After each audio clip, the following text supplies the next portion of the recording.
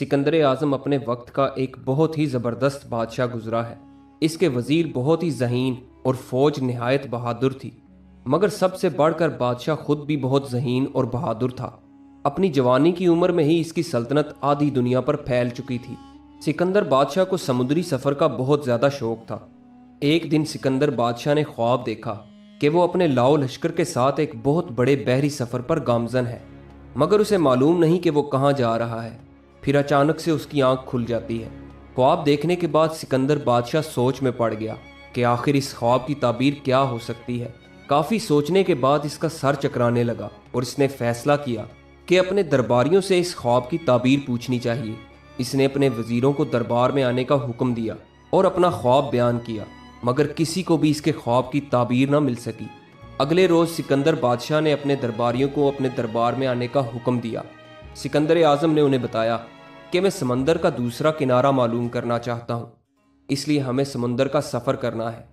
तमाम वजीरों ने सिकंदर बादशाह की ये बात सुनकर उसे समझाने की कोशिश की कि समंदर का दूसरा किनारा मालूम करना बहुत ही मुश्किल काम है, या शायद बिल्कुल ही नामुमकिन। मगर सिकंदर बादशाह अपनी जिद का बड़ा पक्का था। उसने कहा कि वो समंदरी सफ़र ज़रूर करेगा।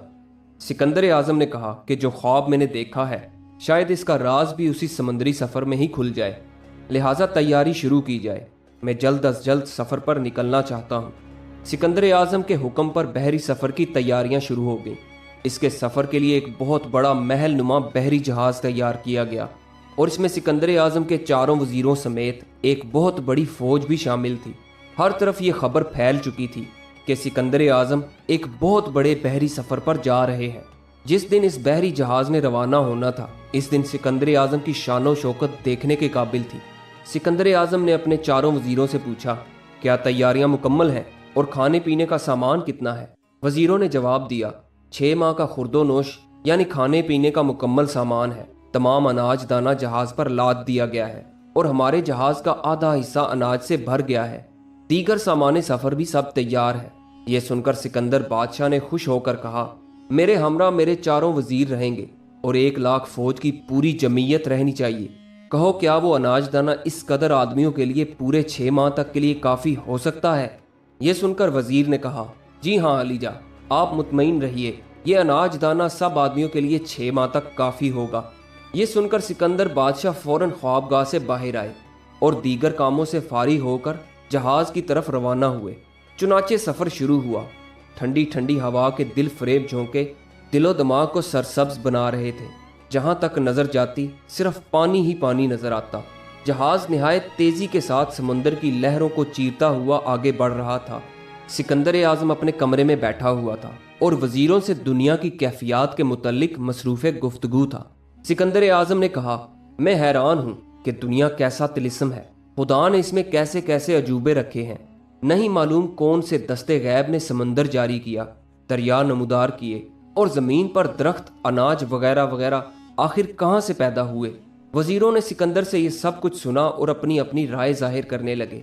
एक वजीर ने कहा, आलीजा, कुदरत के तमाम राजों को अफशा राज करने के लिए बहुत से उलूम दुनिया में ईजाद हुए हैं, जैसा कि मंतक, फ़लसफ़ा और साइंस वगैरह वगैरह।